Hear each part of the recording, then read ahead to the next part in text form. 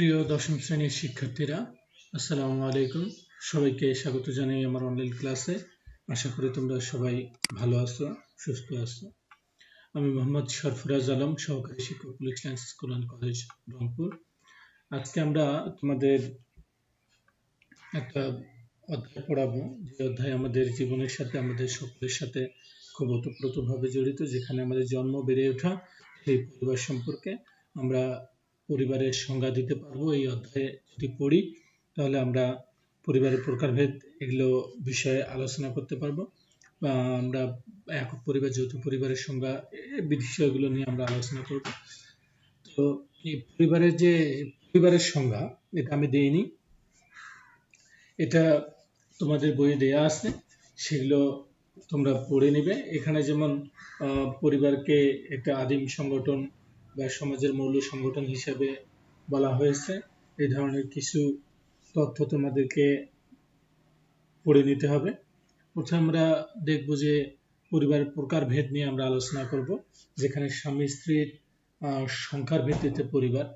এখানে 3 ধরনের পরিবারের কথা বলা হয়েছে: বহুপতি পরিবার, একপতি পরিবার, বহুপত্নী পরিবার। এখানে একটা বিষয়, একটা হলো বহুপতি আর বহু পত্নী। পতি মানে আমরা জানি স্বামী, পত্নী মানে স্ত্রী। তো বহুপতি যে আমরা বলি, বহুপতি মানে বহু স্বামী, আর বহু পত্নী মানে বহু স্ত্রী, একাধিক স্ত্রী, একাধিক স্বামী। এখন এই বিষয়গুলোই আমরা জানব যে বহু পত্নী এবং বহুপতি পরিবার বলতে আসলে কি বোঝানো হয়। আমরা দেখি এখানে এক পত্নী পরিবার, যেটাতে দেখা হচ্ছে বহুপত্নী পরিবার। এখানে দেখা যাচ্ছে যে একজন স্বামীর 4 জন স্ত্রী, এটা দেখানো হয়েছে, এটা বহুপত্নী পরিবার। একজন পুরুষের সঙ্গে একাধিক নারীর বিবাহের মাধ্যমে যে পরিবার গড়ে ওঠে তাকে বহুপত্নী পরিবার বলে। এ ধরনের পরিবার মূলত একজন পুরুষের সঙ্গে একই সময়ে একাধিক স্ত্রী বর্তমান থাকে। সাধারণত এগুলো আগে দেখা যেত, এখন কম, অনেকটাই বহুপত্নী পরিবার আর নাই। কিন্তু সবচেয়ে বিতর্কিত বা সবচেয়ে আশ্চর্যজনক যে বিষয়টা তোমাদের মনে হবে, যে একজন স্ত্রী তার 1, 2, 3, 4, 5 জন স্বামী, এই বিষয়টা তোমাদের কাছে বেখাপ্পা, বা আমাদের সবার কাছে বেখাপ্পা, যে একজন মহিলার কিভাবে 5 জন স্বামী হতে পারে। যেমন হতেই পারে, যেমন একজন পুরুষের 4 জন স্ত্রী, তো একজন মহিলার 4 জন স্বামী থাকবে, এটা আমরা স্বাভাবিকভাবে না ধরলেও অতটা অবাক হব না। কারণ সমাজ বিচিত্র, সমাজের ধরন বিচিত্র, এক এক সমাজে এক এক রকম ভাবে বিষয়গুলো দেখা হয়। কোনো দেশে গালি, সেই ভাষায় কোনো দেশে বলি, আমরা এগুলো জানি। তো এই পরিবার সাধারণত দেখা যায় যে দক্ষিণ ভারতের মালাগড় অঞ্চলে টোড়াদের মধ্যে এই ধরনের পরিবার দেখা যায়। আবার মহাভারতে দ্রৌপদীর পঞ্চস্বামী গ্রহণের কথা লেখা আছে। আমরা এরপরে দেখবো যে কর্তৃত্বের ভিতরে পরিবার 2 প্রকার। কর্তৃত্ব কি? কর্তৃত্ব মানে হলো ক্ষমতার প্রয়োগ কিভাবে হয়, সেক্ষেত্রে পরিবারকে 2 ভাগে ভাগ করা হয়েছে। এটা তোমরা 5এও জেনেছো, মাতৃতান্ত্রিক এবং পিতৃতান্ত্রিক পরিবার। মাতৃতান্ত্রিক পরিবারের আমরা সাধারণত আমরা জানি যে পরিবারের প্রধান হন পিতা, এবং তার সিদ্ধান্তগুলোই আমরা সকলে মেনে চলি। এক্ষেত্রে আমরা দেখি যে আমাদের বিভিন্ন ধরনের বাধ্যবাধকতা থাকে, আবার পিতার সিদ্ধান্তই চূড়ান্ত সিদ্ধান্ত হয়। কিন্তু মাতা প্রধান বা মা পরিবারের প্রধান, এরকম পরিবারও রয়েছে। এটা খাসিদের মধ্যে রয়েছে এবং গারোদের মধ্যে রয়েছে, এটা আমরা জানি।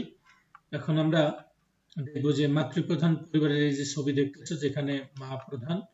আকারের ভিত্তিতে পরিবার 3 প্রকার: আকার, যৌথ পরিবার, অনুপরিবার এবং বর্ধিত পরিবার। আমরা যদি দেখি যে অনুপরিবার বা একক পরিবার, নিউক্লিয়ার ফ্যামিলি, সেখানে দেখো তোমরা ছবিতে যে 2টো সন্তান আর 2 জন মিলে একটা পরিবার।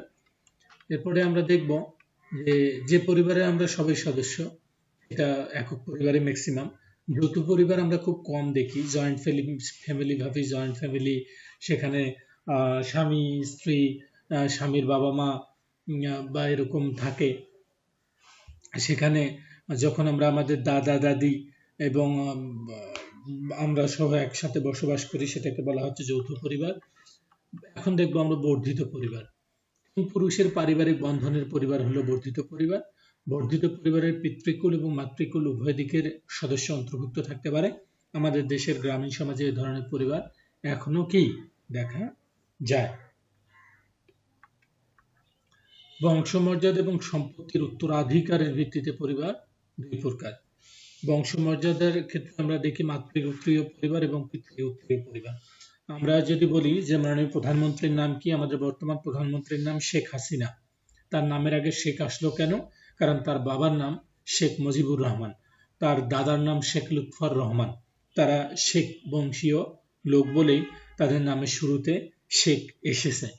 আবার এখানে একটু খেয়াল করো, সাইমা ওয়াজেদ পুতুল কিংবা সজীব ওয়াজেদ জয়, তাদের নামের কিন্তু শুরুতে কি নাই, শেখ নেই। কেন নেই?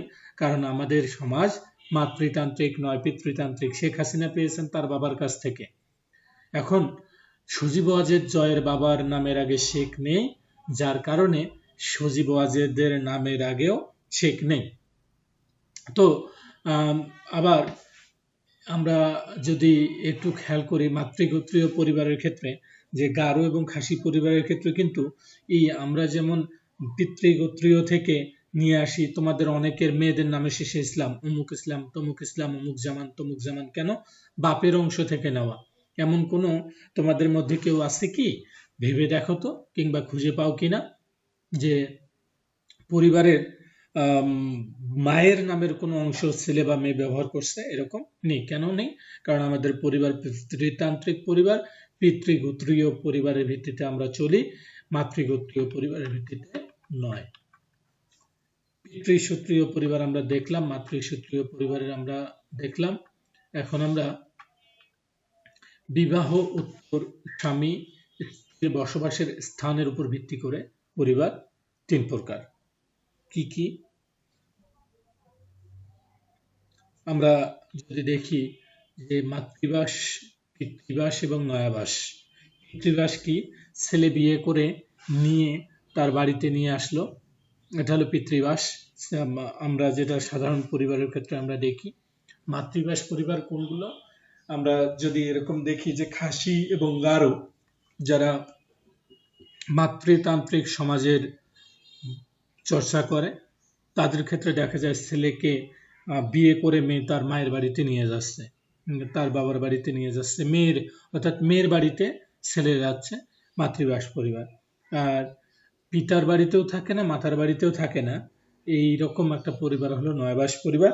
বিয়ে করে বউকে নিয়ে চাকরি বা কর্মস্থলে চলে গেল, এটা হলো নয়াবাস পরিবার। আমরা এগুলো দেখি যে এখানে মাতৃবাস পরিবার দেখা যাচ্ছে, এখানে মাতৃবাস পরিবারের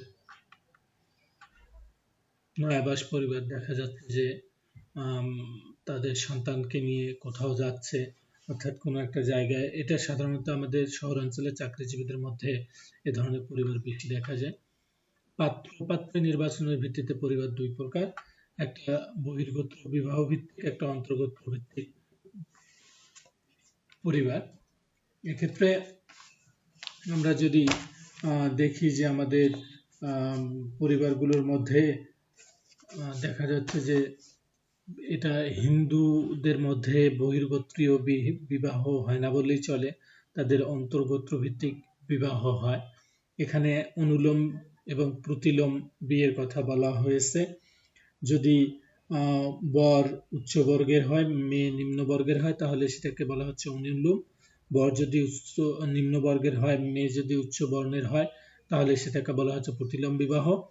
মুসলমানদের মধ্যে এরকম গোত্রভিত্তিক বিয়ের প্রচলন নেই।